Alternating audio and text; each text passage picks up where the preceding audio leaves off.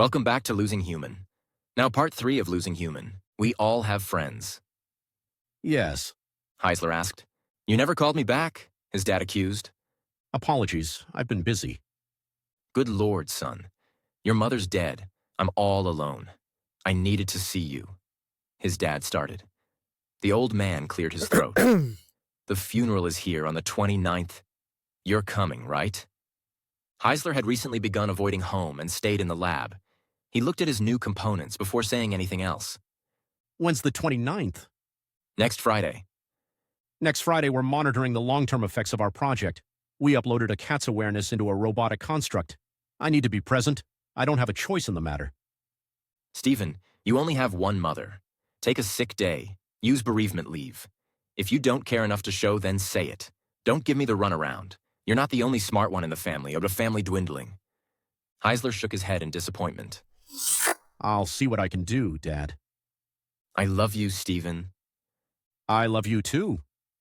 Heisler answered, but they were just words. After all, love is only oxytocin. Heisler went back to work. Days later, while sitting in discussion with the project team, he received a text. It read, "Call me when you're free." The message came from Johnny, an old friend. Apart from the occasional visit to his parents' place, visits which had diminished, he hadn't seen his friend in a long time. Insofar as the data compilations exhibit, Franklin is still in a state of shock due to the erratic oscillations of alpha waves. But he does seem to calm down when provided with a puzzle to solve or a new piece of information to study, Jenkins explained. I've been uploading digital mazes for him to complete, and he's done okay. Decker commented. Told you. Jenkins beamed. I have to make a call. Everything all right, bud? Yes, my mom died and my dad wants me at the funeral. Now my friend Johnny is going to try to guilt me into going. Guilt you? Do you need to be guilted? Heisler looked his team over. Colette, the psychiatrist of the group, was also present.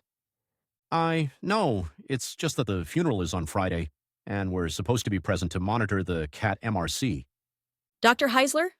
Colette started. Are you going to analyze my behavior? She was a mousy woman with glasses, who believed going by her first name made her more approachable. Heisler disagreed and thought it belittled her achievements. No, but you're a logical and goal-oriented individual. It's worked to your benefit so far. This funeral isn't about you. Who is it about? It's not about my mother. She's dead. Remember, she doesn't know I'm there. She smirked before answering. It's about those who care about her and you. They want you there so they can feel as though things are going to be better, even though someone they've loved is no longer living. I'm calling John now, Heisler said and stepped out into the hall. Hey, Stephen. Johnny answered. Sorry about your mother. Thank you. Dad got a hold of you, huh? Sharp as a tack, so listen. Hey, relax. I'm going to do whatever it takes. It's been made abundantly clear to me that I need to be there. There was a pause. Then a sigh of acceptance echoed. Good. I'll keep an eye on your dad until your cousin comes in. My cousin? Which one? Not Richard. No, your dad said Michelle's coming to stay with him for a little while. Oh, that'll be good for Dad. All right, listen, I have to go. Work. Heisler replied, then disconnected. He looked at the phone, then down the hall. The baby blue walls, glinting windows, and exit signs held an odd fascination for a moment. Heisler thought about his mother. She always had that bright smile, like when she insisted I apply to MIT, like when I was accepted. That should have been the happiest day of my life, but it was just the beginning of something great, not a time to pat myself on the back. I also should have been happy when we secured funding for Project Human, but that too was just a different first step. Was my serotonin production not high enough? Ridiculous. That evening, Heisler returned to the engineering lab, and looking over his schematics, he started creating prosthetic arms. Hours later, with dried and itchy eyes, he decided to go home for a shower. He then made arrangements to visit his hometown. Inside the barren apartment, he bypassed switching into nightwear and climbed into bed. Staring at the ceiling with hands folded behind his head, he thought only about the new schematics.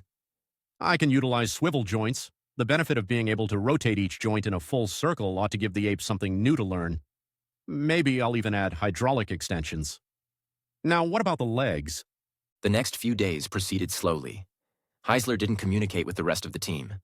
On occasion, he muttered the required order to a subordinate. Other than that, He focused on completing the new arms. Finally, Wednesday came around, and he flew out of town. Flying made him nervous. He was convinced breathing the recycled air led to a cold, or worse. The attendant led him to his seat. She smiled. Thank you. Hey, bud. The chubby man next to him greeted. Hello. I'm Victor. The man said with an extended hand. Apologies, I don't shake hands. I'm a doctor, you see. Most people made the assumption that doctor meant physician, then made the following correlation. The guy works with sick people, and he works a lot in a hospital, and he doesn't want to get sick from others' germs. It was a phenomenon Heisler enjoyed. Guess you can't afford to get sick, huh? Guess not. He answered, turning his attention to a folder. Inside were papers regarding behavioral studies on apes in captivity. He read for most of the flight. Once his eyes started twitching from fatigue, he relaxed by observing those around him. A couple nearby were planning a child. At least they've waited until they're stable. I don't understand how so many people bring children into this world when they're barely able to care for themselves. Ahead of him, a young man peered through the window, oblivious of anything else. Others spoke among themselves, falling to the need of passing time with idle chatter or introducing themselves to strangers, which they were never to see again. Like my friend Victor. What's on your mind, friend? Why? Oh, no reason. I just thought, you know. Heisler looked at him. Victor grew uncomfortable. Twice he turned away, then looked back. It wasn't long after that landing instructions came on. It was a pleasure. Minutes later, off the plane and weary, Heisler spotted his friend. Johnny rushed over, smiling. He was wearing a tan suit. It complemented his ebony skin. Good to see you. How was your flight? Let's just get out of here. Johnny patted him on the back. Heisler scrutinized the individuals meandering about the airport. What do you think they're doing with their lives? Who? Heisler responded with a motion of his hand. He meant the obvious. Everyone. I don't think about it, man. How about you? You holding up okay? Of course.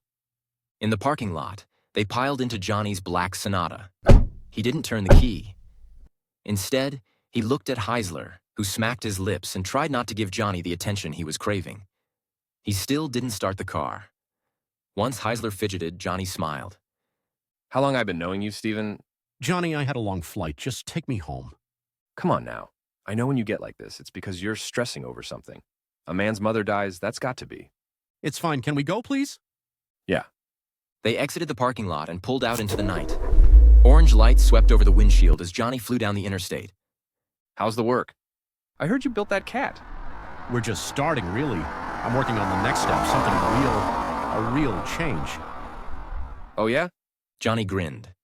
Heisler gauged his friend. That makes you happy? What? You're happy about my project. I don't understand. You'll never understand people. You're right. I'll never understand the need to feel like part of a whole, to fit in, blend in, meet like-minded people. He air quoted. Do you know why my team is working so well together? Why's that? Because we're all different.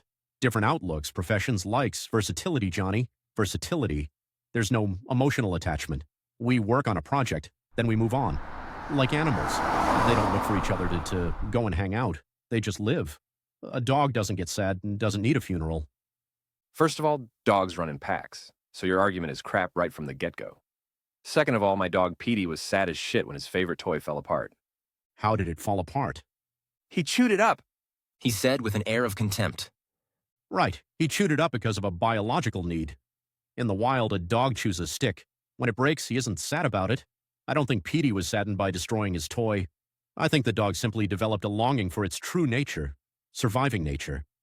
Look at it this way. People, when removed from their natural order, develop psychological problems. You take an adolescent and lock him in a basement. He's going to become deranged, not because of a lack of toys, but because he's been limited to such a small fraction of what his interpretive systems require. You ever own a dog? No, I never owned a dog. You ever raised an adolescent? No, Johnny, I never raised an adolescent. Then what do you know? I never drank bleach, but I don't need to know it will burn. Think about it from the bleach's perspective. Johnny jested. Now you're just being difficult. Heisler grinned. There's a smile. Thank you for listening to Part 3 of Losing Human. You can download the ebook for free from the link in the description. Please like and subscribe.